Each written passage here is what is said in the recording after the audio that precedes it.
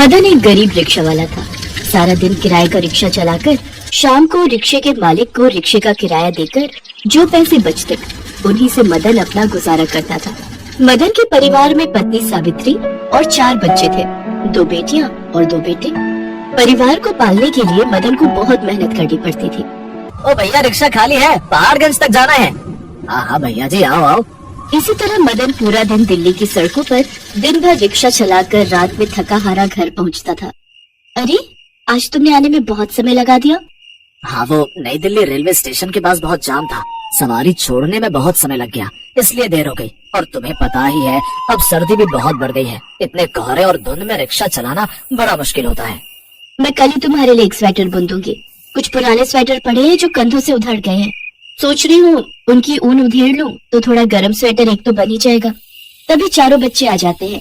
माँ, बापू, आपको पता है लोग चांद की सैर पर जा रहे हैं। बबलू बता रहा था, इतनी महंगी टिकट है चांद पर न्यू ईयर पार्टी मनाने की।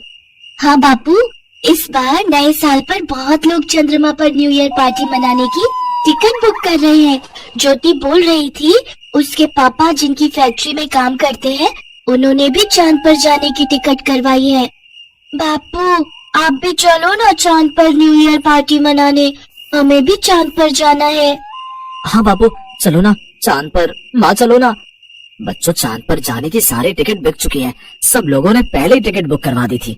अब जब दोबारा चांद पर जाएंगे ना, तब मैं तुम लोगों की टिकट सबसे पहले करवा दूंगा, ठीक है? अच्छा, परियों की कहानी कौन कौन सुनेगा, जल्दी बताओ। परियों की कहानी सुनाने के बाद मदन अपने बच्चों को समझा बुझा देता है। अगले दिन मदन जब रिक्शा लेकर काम पर निकला तो उसने जगह जगह पोस्टर देखे। लोग चांद की ही बातें कर रहे थे। अरे भैया, जिसको देखो चांद पर न्यू ईयर पार्टी की बातें कर रहा है। बहुत लोगों की भीड़ लगी हुई है, लंबी लाइनें लग रही हैं, तब जाकर कहीं किसी को टिकट मिलती है।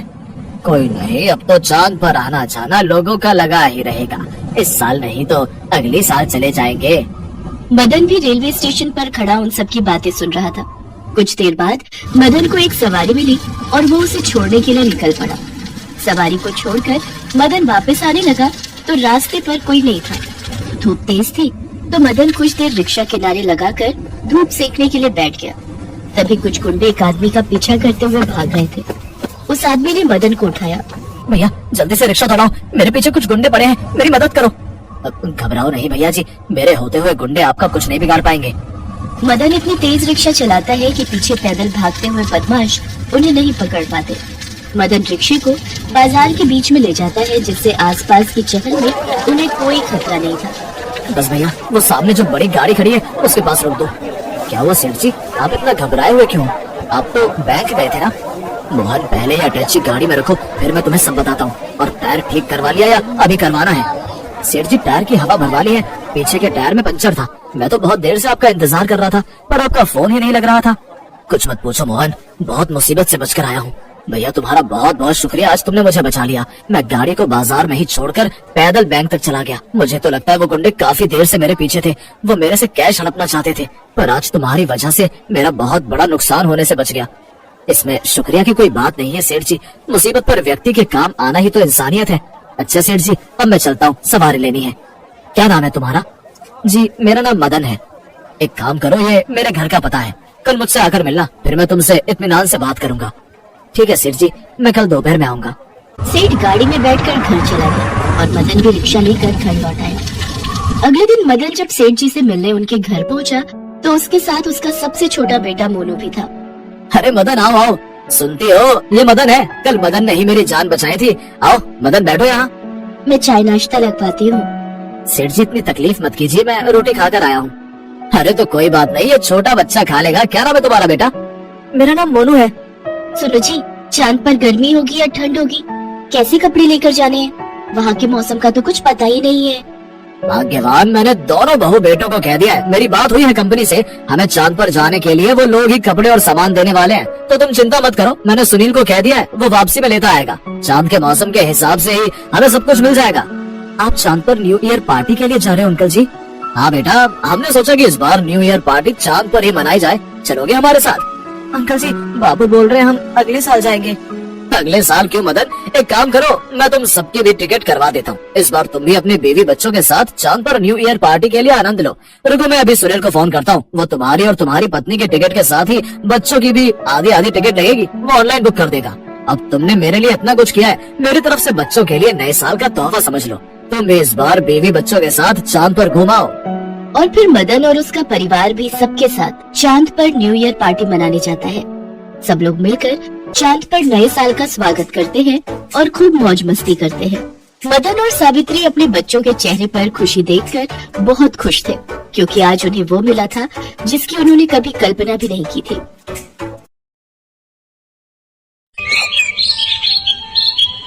टिल्लू एक गरीब कबाड़ी था जो दिन भर कूड़ा बिनता था और फिर उसे बेचकर अपना और अपनी पत्नी गिन्नी का पेट पाल रहा था। टिल्लू और गिन्नी की शादी को 4 साल पूरे होने को थे और अब वो 2 से 3 होने जा रहे थे।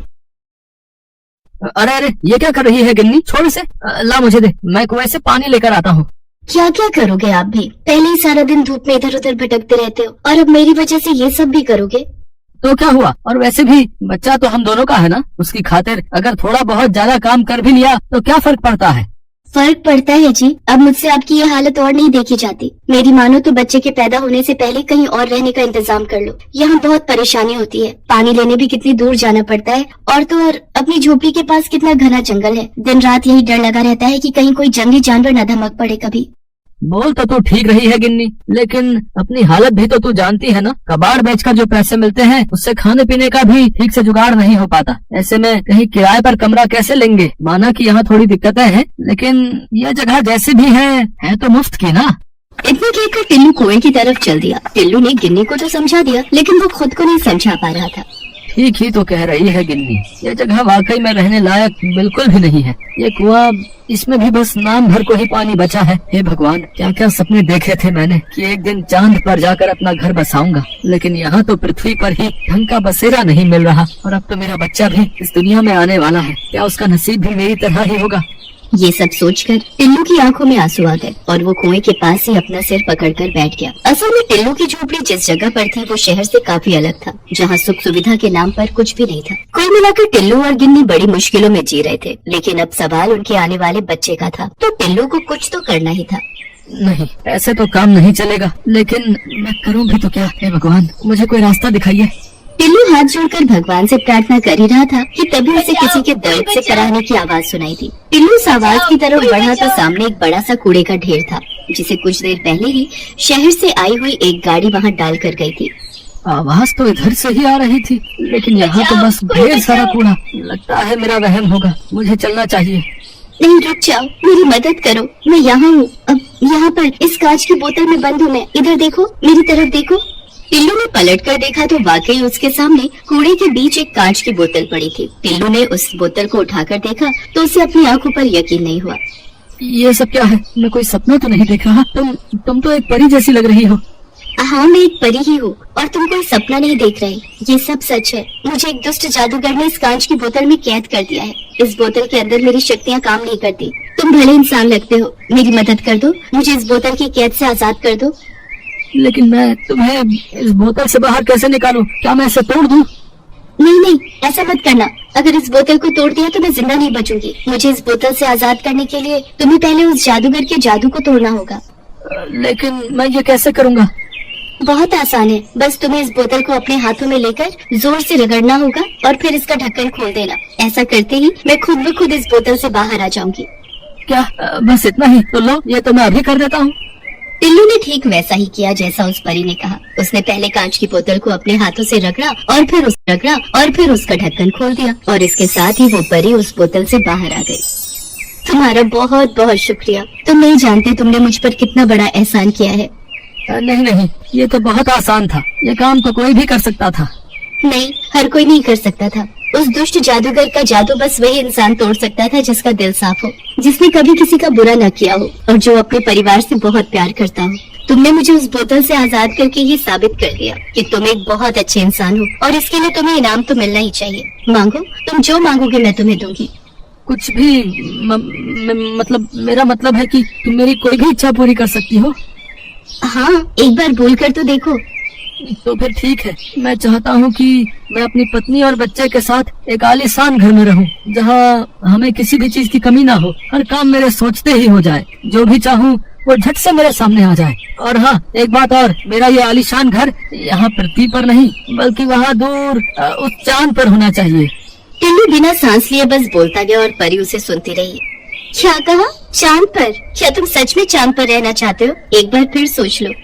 इसमें सोचना क्या है, पर तुमने मेरी बात पूरी तो सुनी ना। मैं चाहता हूँ कि चांद पर जाकर मुझे कोई काम ना करना पड़े, ना पैसे कमाने का झंझट हो और ना ही मेरी पत्नी गिन्नी को घर का कोई काम करना पड़े, और मेरा बच्चा वो भी वहाँ चांद पर पूरे ठाक से रहे। ठीक है, अगर तुम यही चाहते हो तो यही सही। इतना कहकर परी ने अपनी जादुई छड़ी हवा में घुमाई और इसके साथ ही टिल्लू और उसकी पत्नी सीधे चांद पर पहुंच गए। ये क्या हुआ? हे भगवान, ये मैं कहाँ आ गई? शुक्र है कि आप भी यहीं पर हो। पर आप तो पानी लेने गए थे ना, कहाँ है पानी का घड़ा? अरे कहाँ छोड़ा है उसे? अरे छोड़ उस मिट्टी के घड़े को गिन्नी, जरा अपने आसपास देख, तुझे ये जगह कुछ अलग नहीं लग रही? हाँ, लग तो रही है। अरे इतनी जल्दी रात कैसे हो गई? और ये जमीन, ये इतनी क्यों चमक रही है? सुनो जी, मुझे तो बड़ा डर लग रहा है। आपको पता है, मैं तो भगवान का ध्यान कर रही थी। जब आँख खुली तो यहाँ पर आपके साथ खड़ी थी। आप बताओ ना, ये कौन सी जगह है? हम यहाँ पर आए कैसे? और ये सामने जो इतना बड़ा महल है, ये किसका है? टिल्लू गिन्नी को पूरी बात बताता है और फिर दोनों उस आलीशान महल के अंदर जाते हैं, जो उनके ठीक सामने था। पूरे महल में उनके सिवाय और कोई भी वहाँ पर नहीं था, लेकिन टिल्लू और गिन्नी की जरूरत की हर चीज वहाँ पर थी। गिन्नी, अब सारी जिंदगी मौज में काटेंगे। अपना बच्चा भी एक राजकुमार की तरह पैदा होगा और यहीं पर बड़ा होगा। अब हमें ना तो कोई काम करने की जरूरत है और ना ही कोई चिंता करने की। हाँ, लेकिन यहाँ तो बस हम ही हैं और कोई भी नहीं। हम ऐसे कैसे जिएंगे जी? ओफो, तुम औरतों को समझना भी ना बड़ा मुश्किल है। अब बताओ, मेम साहब को चांद पर रहकर भी चैन नहीं है। बात वो नहीं है जी, जरा अपने बच्चे के बारे में भी तो सोचिए। क्या वो सारी जिंदगी सिर्फ हमें देखकर ही बड़ा होगा? यहाँ चांद पर हमारे अलावा कभी कोई रहने नहीं आएगा, तो आखिर हम कब तक इस ऐशो आराम के साथ खुश रह पाएंगे यहाँ? मुझे आराम चाहिए था, लेकिन इतना नहीं कि जीवन का रस ही खत्म हो जाए। लेकिन वहाँ पृथ्वी पर कितनी मुश्किलें हैं, तुझे याद है ना? मुझे सब याद है जी, और मैं ये भी जानती हूँ कि आज नहीं तो कल आप अपनी मेहनत से उन सारी मुसीबतों का हल ढूंढ ही लोगे और हमारा बच्चा भी हमेशा खुश रहेगा वहाँ अपनी दुनिया में। लेकिन गिन्नी, अब हम चाहकर भी इस चांद को और यहाँ बने अपने इस घर को छोड़कर वापस नहीं जा सकते। उस परी से मैं बस एक ही इच्छा मांग सकता था, जो मैं मांग चुका हूँ, और अब वो परी कहाँ है मैं तो ये भी नहीं जानता। इतना कहकर टिल्लू उदास हो जाता है, लेकिन तभी वहाँ एक तेज रोशनी होती है, जिसके बीचों बीच वही परी खड़ी थी, जिसके जादू से टिल्लू और गिन्नी चांद पर पहुँचे थे।